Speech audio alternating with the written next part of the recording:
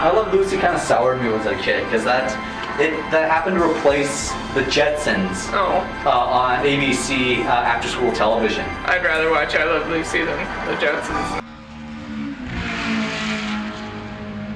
Well, that was like a little beyond me though. Yeah, I guess I can see being a kid, but as an adult I would take I Love Lucy. You can't really find it anywhere anymore. It used to be on Fox in the afternoons. Now I just don't think it's on unless you have like the Deja Vu. Yeah, they must have it on Teletropolis or something because that's like, well, not TV Tropolis, but they have those like Deja Vu specialty cable ones. Because that's like a pretty big show not to carry for like the new generation. I guess it's on DVD though. I saw like a $250 like complete series box that was a little bit tempting, although I feel like I wouldn't watch them all. I would be happy with like the Best of Lucy, like the chocolate one and the grape mashing one and the Lucy's Specked In and all of those things.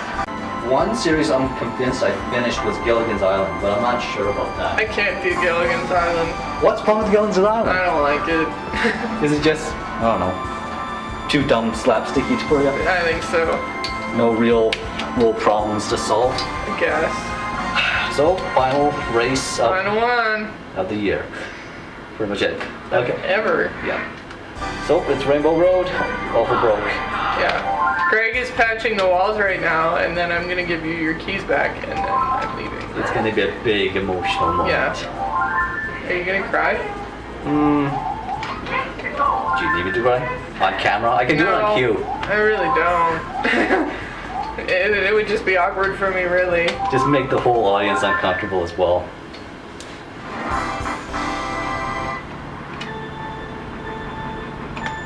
Now, am I correct in that you don't like this track? This is a track from hell. The only way they can make it worse is if they made it like an underwater type stage, which I hate in video games as well. See, I loved this stage when I was like a tween or whatever age you are when you play this game. It's just so many pitfalls. And I would make my friends play it and they'd all be mad at me. I don't blame them. Have you played the... Actually, I never even discussed if you ever actually played the Super Nintendo version. No, I'm not old enough for that. Damn it.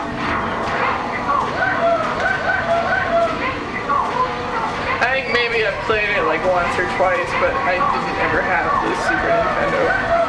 The N64 is like the first Nintendo I ever owned, although I did own a Sega Genesis. Like, probably the last year they were ever made. The 16-bit era was, if you were born at least like 4 years earlier, it would have been a fantastic area for you to play it in. I do love, what's the purple one called? Super NES? Yes. I love that one. I love the Super Mario World game in that one.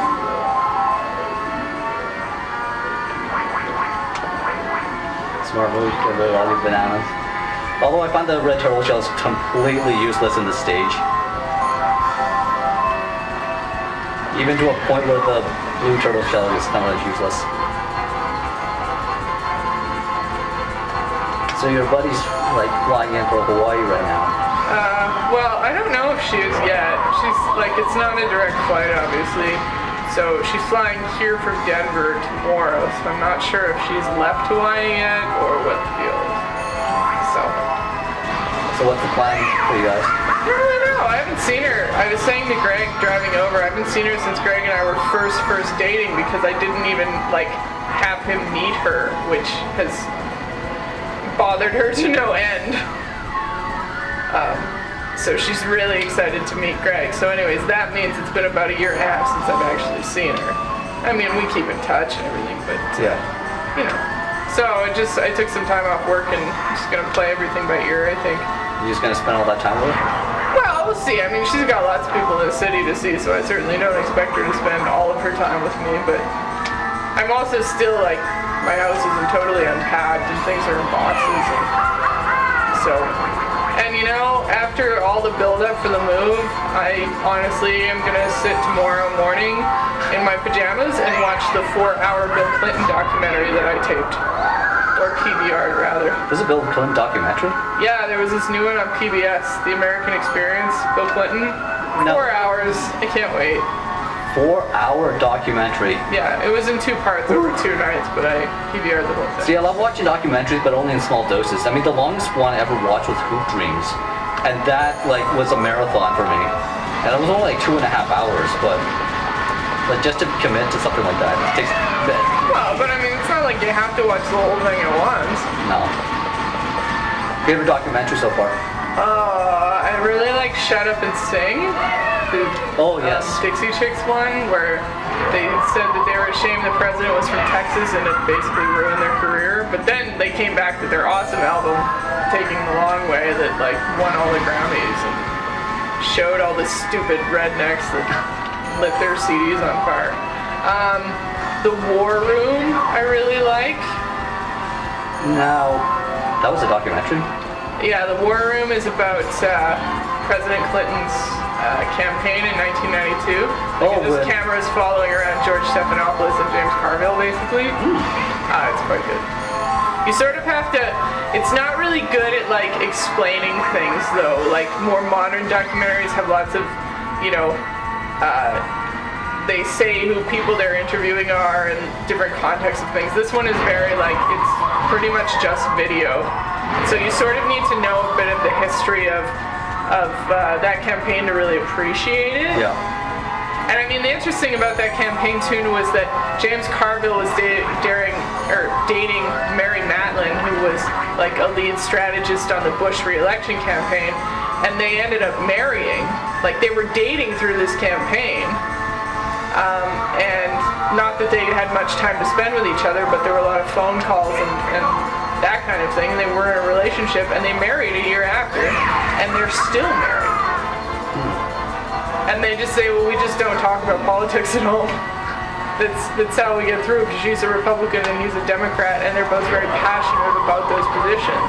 They do go on a lot of talk shows and you know, give their 2 cents on things, but I just think that's fascinating. I read their book.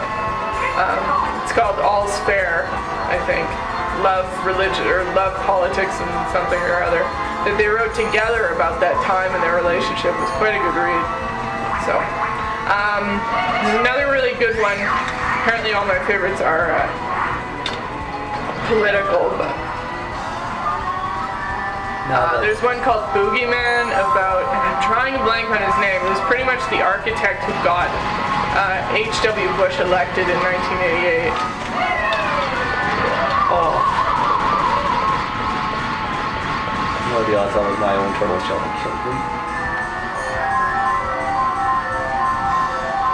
If you get star power, I'll kill myself.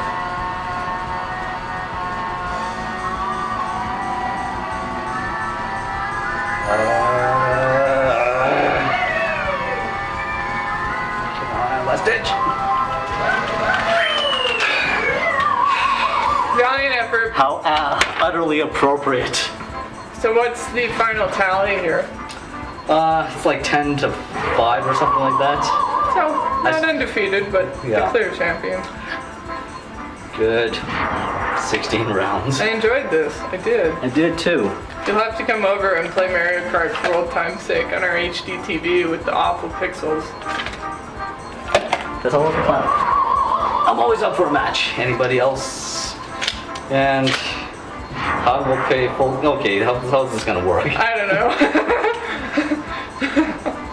Guess maybe you're off the hook. Yeah, I guess so. Well, I guess this is moving up time. So let's not get too mushy, but Here is the key to the downstairs storage, the main key, and the key fob. wow. Thanks for watching, guys. Thank you.